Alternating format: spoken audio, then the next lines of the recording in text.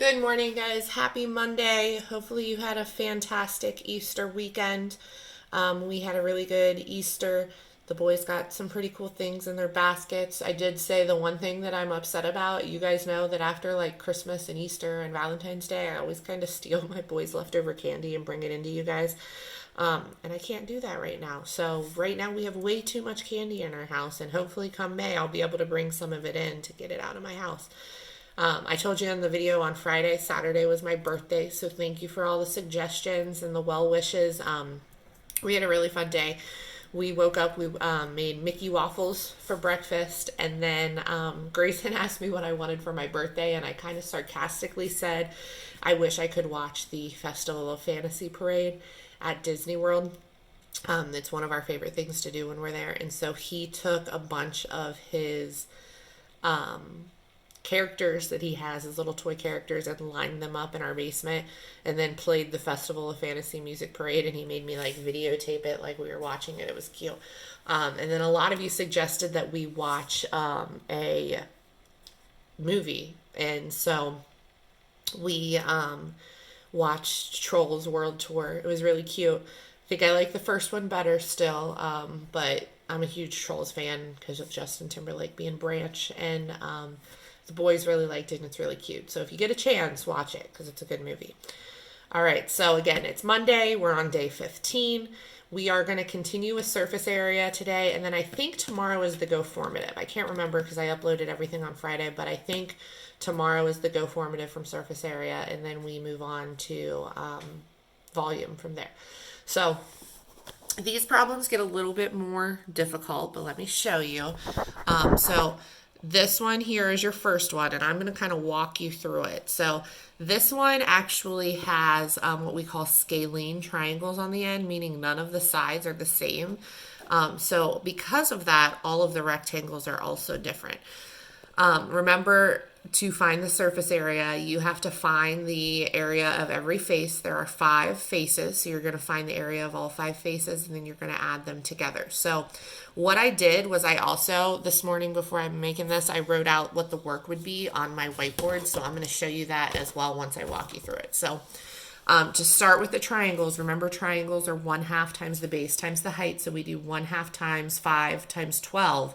The 13 does not matter for the triangle. The 13 is this right here, which is actually what we call the hypotenuse of a right triangle. You don't know that yet, but you will. And it doesn't matter. So it does not matter for the area of the triangle. So it's just 1/2 times 5 times 12. Now, this triangle, that triangle are the same. So you just have to do that twice. So if you look at my work over here, the first 2 things I did, 1/2 times 12 times 5. Okay. Now, if we go back, we've got 3 rectangles that are all different. This one right here on the front is 16 times 13. The one on the bottom is going to be 5 times 16. And then the one in the back is going to be 12 times 16. So once you have done that, you just add them all together. So again, here is the work for that. These are the 2 triangles. These are the 3 rectangles.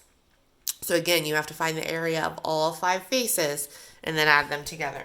There's some room over here for you to do your work, and then just type your answer there for the total surface area. A couple of you had asked me if I could make the text boxes a different color because they were hard to see. So hopefully you noticed I started doing that last week, but the text boxes are now outlined in blue, so you'll be able to see them a little bit better. But all right, so here is the next one. So these triangles are what we call isosceles triangles, meaning that the 2 legs are equal. So again, we've got 2 triangles that we're going to find the area of and 3 rectangles, but some of the rectangles, 2 of the rectangles are the same. So the 5 does not matter for the triangle. You're going to do 1/2 times 8 times 3. Same thing over here, 1/2 times 8 times 3. So the first 2, the triangles right here, 1/2 times 8 times 3.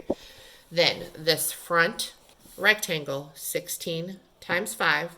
The back one, also 16 times 5. Those are the 2 that are the same. And then the bottom is 8 times 16. So again, these are the 2 triangles. These are the 3 rectangles. Once you have found the area of them, you just add them all together and then put your surface area down there on the bottom. All right.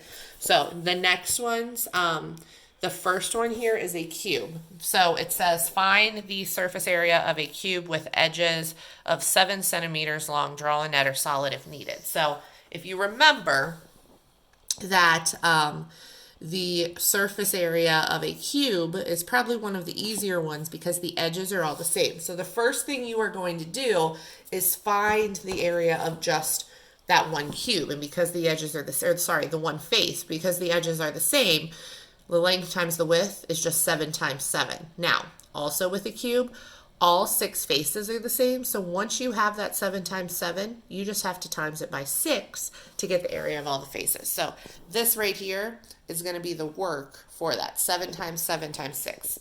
Probably shouldn't turn it sideways because it'll go sideways on you. But 7 times 7 times 6 is going to be what we have to do to find the area of that cube. Okay? The surface area of the cube. The next one, you have to work kind of backwards. And I'm going to help you out with this one because it kind of requires that you understand square roots, which isn't something we've talked about yet. So it says a cube has a surface area of 486 square centimeters. How long is each edge? So if you remember, so to find the surface area of a cube, you can find, like I just said, the area of one face and then multiply it by 6. Okay? So the opposite we know of multiplying by 6 is dividing by 6. So we're going to do that to start. So if I take 486 and divide it by 6, I get 81. So then that means that's the area of one face of the cube. Okay, so I know this isn't a cube, it's a rectangular prism, but that means this face would just have the area of 81. So to get there then, because the edges are the same, we have to think what number times itself is going to give us 81. And this is where square root comes in handy. But I know you guys are smart and you'll be able to think about this. Think of a number times itself that equals 81. Okay. And hopefully doing our multiplication facts have helped you with this because 9 times 9 equals 81. So that means how long is each edge? I'm going to give you the answer on this one, and it's 9. Okay. Now, the last one, I'm going to show you because it says, I'm not going to show you the answer, but I am going to show you kind of how to do the work. It says a cereal box is 8 inches long, 3 inches wide, and 12 inches tall. A pasta box is 12 inches long, 1 inch wide, and 2 inches tall. How much greater is the surface area of the cereal box than the pasta box? Show all work. Draw nets of solids if needed. So if you remember back to our rectangular prism that we were using right here, okay, I had told you that if you can only see these 3 faces like I can see right here, remember there are 3 faces on the opposites, so one for each face we see an opposite that are the same, okay? So what I did, that first one again is 8 inches long, 3 inches wide, and 12 inches tall. I drew it. So 8 inches long, 3 inches wide, 12 inches tall, okay? So then that means that I have a face that is 8 times 12. This one, 3 times 12, and then the top one, 8 times 3 over here. So that's the area of those 3 faces. If I find each of those by multiplying the length times the width, then if you remember back when we did rectangular prisms last week, once I have the surface area of those 3 faces, all I have to do is add them together and then double it because like I said, I can only see 3 faces. Now I can see the 3 opposite ones. Okay, so once you've found, again, 8 by 12, 3 by 12, 8 by 3 on the top, you are going to multiply those out, add them together, and then double it to account for the other 3 faces. Okay, this one down here, same thing. It was 12 inches long, 1 inches wide, 2 inches tall. So here's the work. We've got a 12 by 2, a 2 by 1, and a 12 by 1. So 12 times 2, 2 times 1, and 12 times 1. Multiply those out, add them together, and then double it to account for the other 3 faces that are the opposites of each of these. Now, the final question, though, says how much greater is the surface area of the cereal box than the pasta box? So once you have multiplied these out, added them together, and then doubled it, same thing down here, you're actually going to subtract them to figure out how much greater this surface area is than this surface area.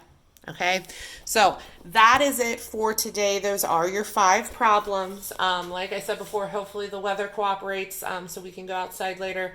Hope you guys have a fabulous day, and I will see you tomorrow. Bye.